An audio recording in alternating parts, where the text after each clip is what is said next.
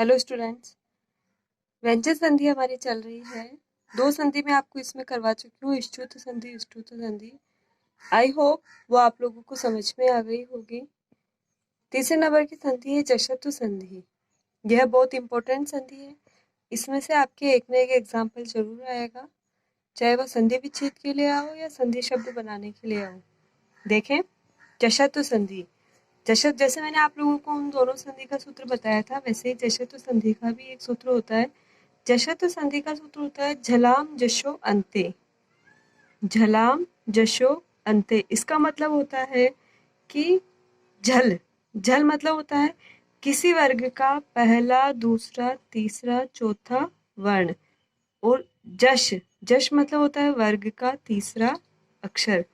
तो किसी भी वर्ग का पहला, दूसरा, तीसरा, चौथा जो वर्ण है उसको तीसरा वर्ण आदेश होना, यह ही जशतु संधि में होता है।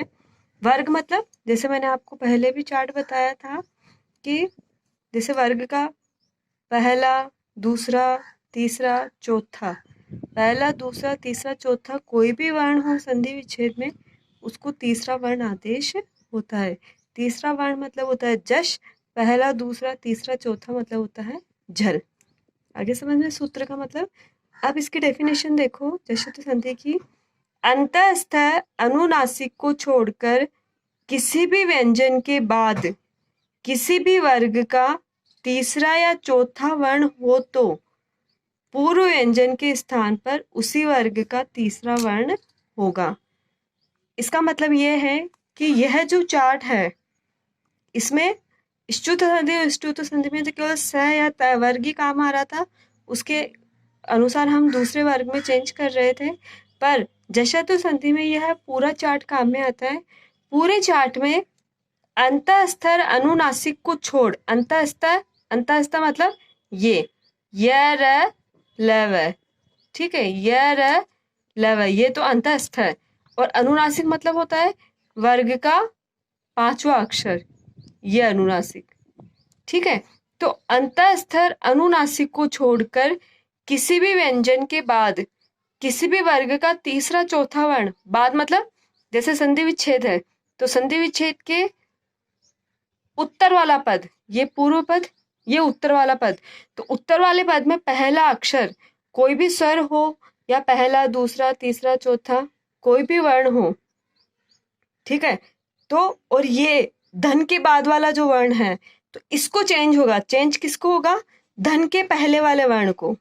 चेंज किसको होना है अपने को? धन का पहला वाला वर्ण होगा, जो चाहे ये पहला वर्ण हो, दूसरा वर्ण हो, तीसरा वर्ण हो, चौथा वर्ण हो, उसके स्थान पर हमको तीसरा अक्षर लेना है उसी वर्ग का, ठीक है। जब हम एग्जाम्पल करेंगे तब आप लोगों को समझ में आ जाएगा। उसी वर्ग का हमको तीसरा वर्ण लेना है। इसमें अंतःस्थ और अनुनासिक दोनों वर्ण काम में नहीं आते हैं। तो किसी व्यंजन के बाद किसी भी वर्ग का तीसरा या चौथा वर्ण हो तो पूर्व व्यंजन के स्थान पर, पूर्व मतलब पहले का व्यंजन, उसके स्थान पर उसी वर्ग का तीसरा वर्ण होगा। तो ये मैंने आपको चार्ट में समझा दिया है कि अंतःस्थ क्या होता है और अनुनासिक प्रत्येक वर्ग का पांचवा वर्ण, ठीक है। इसके एग्जाम्पल देखें अब। जैसे फर्स्ट एग्जाम्पल मैंने लिया है दिक प्लस अंबर है। चेंज किसमें होगा? धन के बाद वाला व्यंजन या स्वर कुछ भी चेंज नहीं होगा। धन के पहले वाला जो वर्ण है, धन के पहले वाला जो वर्ण है, जस्ट पहले वाला, वो ही चेंज होगा जशत्व संधि में। तो धन के पहले वाला वर्ण, जैसे फर्स्ट एग्जाम्पल है दिक प्लस अंबर है, ठीक है। अब दिक क है, ठीक है, क है। जशोद संधि के हिसाब से हमको क्या लेना है? उसी वर्ण का तीसरा व्यंजन। तो अब जैसे क है तो क आपको पता है कि क कौन से वर्ग का अक्षर है? क वर्ग का, ठीक है, वो उससे समझ में आ रहा है। तो क ख ग, तीसरा वर्ण क्या हो गया? क कई ग, क्या हो गया? ग हो गया ना। तो क के स्थान पर क्या आ गया? ग। और क हलंत है हालांकि, पर ये अ स्वर मिलते ही यह भी पूरा हो जाएगा और हमारे पास शब्द क्या बन जाएगा? दिगंबर है। आया समझ में? व्यंजन कोई सा भी हो, पहला व्यंजन हो, दूसरा व्यंजन हो, तीसरा व्यंजन हो, चाहे चौथा वर्ण हो, पर हमको उसके स्थान पर उसी वर्ग का तीसरा व्यंजन लेना है। जैसे दूसरा एग्जाम्पल देखो, अप प्लस जह, ठीक है, ये हमारा संधि विच्छेद है, हमको इसको संधि रूप लिखना है। अब देखो प, यदि आपको इस चार्ट को याद करने की सबसे ज्यादा आवश्यकता है, यदि आपको यह चार्ट याद नहीं होगा तो आपको पता कैसे पड़ेगा कि जैसे यदि प आया तो आपको यदि चार्ट ही याद नहीं है तो आपको कैसे पता पड़ेगा कि प का तीसरा व्यंजन कौन सा होगा। तो इस चार्ट को आपको याद करने की सबसे ज्यादा जरूरत है, तो इस चार्ट को पहले लर्न करें आप। अब देखिए अप प्लस जह, तो प, फ ब, तीसरा वर्ण कौन सा हो गया हमारे पास, ब, तो प के स्थान पर हमारे पास क्या आ गया, ब। अब ये हाफ ही क्यों आया, क्योंकि हमारे पास आगे स्वर नहीं है और ये हलंत वाला है, तो ये भी हाफ ही हो जाएगा शब्दी संधि शब्द करते ही। तो ये क्या बन जाएगा, अब जह। देखो वैसे ही षट प्लस दर्शनम, ठीक है, तो ट, ट का तीसरा वर्ण क्या हो जाएगा, ट ठ ड, तीसरा वर्ण क्या हो गया हमारे पास, ड, तो शब्द क्या बन जाएगा हमारे पास, षड। ये भी हलंत वाला ही है, तो यहाँ पे भी क्या आ जाएगा, हलंत। अब ड को तो हम हाफ नहीं लिख सकते हैं, तो ये भी हलंत वाला बन जाएगा, तो ये शब्द क्या बन जाएगा, षड प्लस दर्शनम, ठीक है। अब देखो नेक्स्ट, देखो यह तो हमारे पास पहला पहला वर्ण था जिसको हम तीसरे में चेंज कर रहे थे। अब नियम के अनुसार जो मैंने आपको नियम बताया, चाहे कोई सा भी वर्ण हो, देखो बुध प्लस धी, ठीक है। अब ध, यदि आपको चार्ट याद है, चार्ट याद होते आपको समझ में आ जाएगा कि ध कौन से वर्ण का है, त, त वर्ग का है। ध कौन से वर्ग का है, त वर्ग का है। तो हमको तो जशत्व संधि के कारण कौन सा वर्ग, कौन सा वर्ण लाना है, तीसरा वर्ण लाना है, चाहे कोई सा भी वर्ण हो। तो बुध प्लस धी, तो यहाँ त वर्ण का चौथा है, पर हमको तो तीसरा लाना है, तो तीसरा क्या आ जाएगा, त थ द, क्या आ जाएगा, द।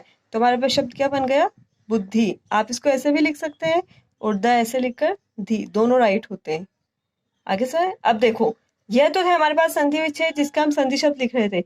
अब आप कुछ स्टूडेंट्स को डाउट होगा कि यदि मैम ऐसे तो हमको समझ में आ जाएगा, पर यदि शब्द आ गया तो हम उसका संधि विच्छेद कैसे करेंगे, तो इसका संधि विच्छेद कैसे करेंगे, जगदीश है, ठीक है, जगदीश है। तो यदि हम इसको ऐसे ना कर कर यदि नॉर्मल शब्द करें, जैसे अगर आप इसको ऐसे ना करें और ऐसे करें कि सबसे पहले देखिए कि इसमें कौन सा शब्द है, ईश है, और हमारे पास शब्द क्या है, जगत। यदि हम इसको ऐसे लिखें, अब हमको ये चेंज होगा। अब देखें द कौन सा वर्ग है, कौन से वर्ग का है, द त वर्ग का। त वर्ग का कौन सा अक्षर है, तीसरा अक्षर है। अब तीसरा अक्षर आते हैं आपको समझ में आ जाना चाहिए कि जसत्व संधि है, तो तीसरे वर्ग के स्थान पर जसत्व संधि में क्या आ जाएगा, पहला, क्या आ जाएगा, पहला। तो हमारे पास क्या बन जाएगा, जगत प्लस ईश है। आगे समझे, नेक्स्ट एग्जांपल देखो इसका ही, महद धनम। अब जब हमारे पास शब्द होता है हम उसको संधि विच्छेद करते हैं, तो मैंने आप लोगों को पहले ही बताया था कि जो हाफ शब्द होता है उसका संधि विच्छेद वहीं से संधि विच्छेद होता है। तो पहले इसको उल्टा करें। अब देखें ये जो शब्द होता है, ये जो शब्द होता है, आप इस चीज का ध्यान रखें कि यह जो शब्द होता है, तो जो ऊपर वाला शब्द होता है दोनों शब्दों में से जो ऊपर वाला शब्द होता है वो हाफ होता है, और जो नीचे वाला शब्द होता है वह पूरा होता है। ये मैंने आपको भी पहले ही बताया था कि जो ऊपर वाला शब्द होता है, जो दो सिमिलर शब्द होते हैं, साथ में शब्द होते हैं, उसमें जो ऊपर वाला शब्द होता है, ऊपर वाला वर्ण होता है, वह हाफ होता है और नीचे वाला वर्ण पूरा होता है। तो पहले यदि इसका संधि विच्छेद करेंगे तो पहले देखो, पहले पूरा वर्ड लिखो। पूरा वर्ड क्या है इसमें, धर्म, ठीक है। अब हमारे पास शब्द क्या बना, शब्द क्या बचा, महद। अब द कौन सा है, तीसरा वर्ण है, तो यहाँ क्या आ जाएगा, त। तो संधि विच्छेद क्या हो जाएगा, महद प्लस धनम। आगे सर, अब ऐसे देखें, अब दियताम। अब दियताम में तो पहले हमने लिख लिया दियताम। अब हमारे पास ब, और यदि आपको चार्ट याद है तो आपको पता लग जाएगा कि ये कौन से वर्ग का है, प, प फ ब। तो ब के स्थान पर पहला वर्ण आ जाएगा, तो क्या बन गया हमारे पास शब्द, अप प्लस दियताम, ठीक है। आप इन एग्जाम्पल्स को एक बार वापस करें, रिवीजन करें। फिर भी यदि अगर आपको कुछ समझ में नहीं आता है तो आप मुझसे कांटेक्ट कर सकते हैं, और इस जशत्व संधि के आप 10 एग्जाम्पल खुद बनाकर लिखेंगे। 5 तो आप संधि विच्छेद करके संधि शब्द लिखेंगे, और 5 आप संधि शब्द लिखकर संधि विच्छेद करेंगे, ठीक है। और फिर भी यदि आपको कोई डाउट रहता है तो आप मुझसे कांटेक्ट कर सकते हैं। Thank you so much.